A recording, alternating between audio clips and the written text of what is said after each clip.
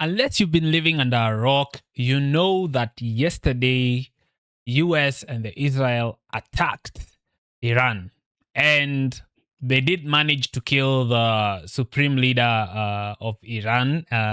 They call him Khamenei, I think Ali Khamenei, and some of his family. Okay. And I wanted to discuss this because everybody's putting their perspective. Everybody has their own perspective. This is another move from President Trump. You remember a few months ago, we did have the capture of Maduro, and now it's all about the war going on in Iran, though the US don't recognize it as a war.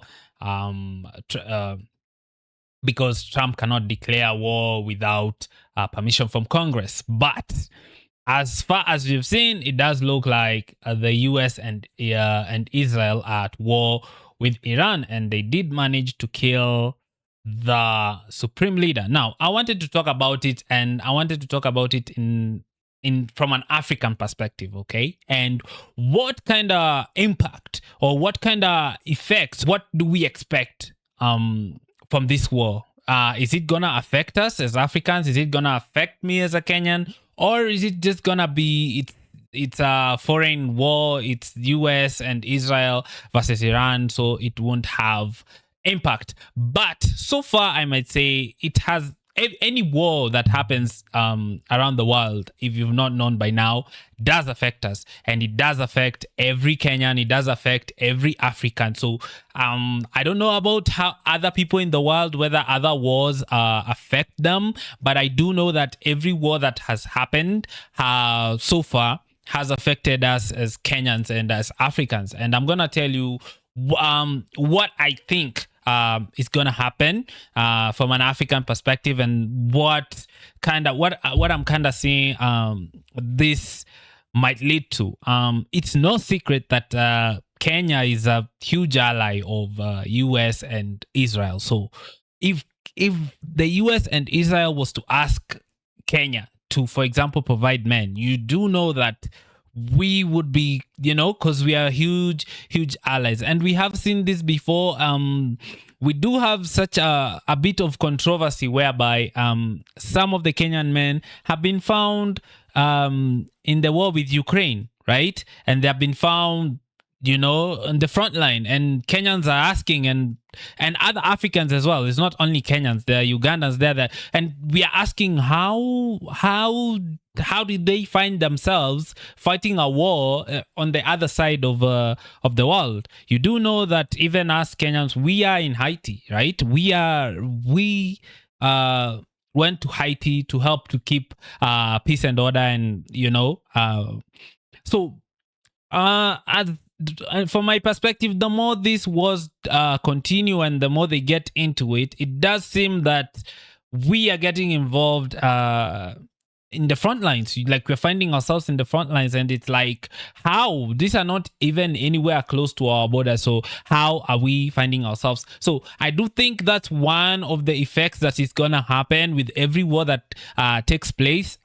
Now that the Iranian leader has died, I don't know whether Iran is gonna continue with the strikes. Yesterday we did see strikes after the US and Israel striked Iran. Iran did retaliate, and they did retaliate to the UAE, right? They were targeting bases, US bases, American bases, Israeli bases in the UAE because they are close. So places like Qatar, Abu Dhabi, they did get hit. And if you know anything, you do know that there's a huge African diaspora in these countries working, and we did see some videos of these places being hit, right? They were saying they were attacking military bases, but we did see some videos of African, well, not African, but civilian places being targeted, and some of them, they did contain Africans, they did contain Kenyans who had gone there to work, and they're finding themselves in the line of fire. So that's also another effect, like due to no fault of their own, or no, you went to the UAE to work, Iran is there throwing missiles. We have seen some casualties on that side. So I do see that also being an effect, but the big effect that will hit every African country and probably every country in general is the oil. If Iran do continue to fight, they did say that one of the huge weapons that they're going to use, because we do know that 20% of the world's oil passes through Iran, and they were threatening to cap that. They were threatening to, switch that off, and that will impact us. That will impact us, because I do remember when the Russia-Ukraine conflict began, the biggest effect that we felt almost immediately was the effect on gas and oil prices. Like, gas and oil prices just went up and made everything expensive. As time went on is when we did see other effects. For example, like some of people going there to fight in the war, and you're like, how did they get there? Does the government know about this? So that came later, but the almost immediate effect that we did see was a rise in oil and gas prices, and that of course led to a rise in lifestyle. There was a lot of inflation during that time. Here in Kenya, I know there was huge inflation, and the government did very, very well to curb that inflation. But I do expect at the least that we will see this effect as Africans. Like, we will see inflation happen. We will see oil prices go up. We will see prices of things going up just by them having war over there, because that oil and gas, what I have come to know is, like, anytime there is an effect on oil and gas, it does get to us. It does get to us, and it does affect us, because most African countries are huge importers of oil and other, like, most African countries are huge importers. So if anything happens outside there that affects oil and gas, and that is what is used to bring the imports, we bring the refined oil and to our countries as well. Most African countries, it's only Nigeria that maybe might have the capacity to. But even for them, right, they still do import oil despite having the capacity to have their own oil and sell it for cheaper, but they do still export it for refinery and import it back to their country. So that will be the biggest hit that I do predict. There's been a worrying trend of, like, we've been seeing more and more Africans join these wars, and we are like, why are we joining wars on other sides of the borders that do not they do not concern us, honestly? But maybe they do, but I don't know. Maybe it's legal. Maybe there's some sort of arrangement that they come to. Because the Haiti one with Kenya, there was an agreement with the US to send soldiers to Haiti. The one with the Ukraine and Russia, that is a bit more murky. We are not sure, is there an agreement or is there not?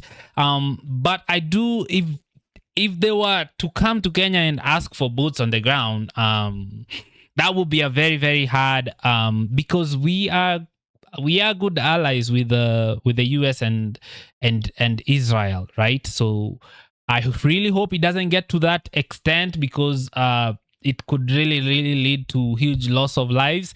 But I do expect that no matter what happens, right? Because if Iran does decide to retaliate in the way that they are saying of blocking the oil that passes through them, that will definitely hit every African country that I'm sure of. Will Iran continue with their attacks? They did say yes, they'll continue with their attacks. And yesterday they did retaliate to the UAE country. So if you're an African and you're in the UAE country, please remain safe. Stay in safe areas. Maybe not leave the house if you can. But you stay safe. I'll keep you posted as more comes out, and we'll see where this goes. Anyway, my name is Legend, and if you're new here, please hit that like button, hit that subscribe button, and see you in the next one.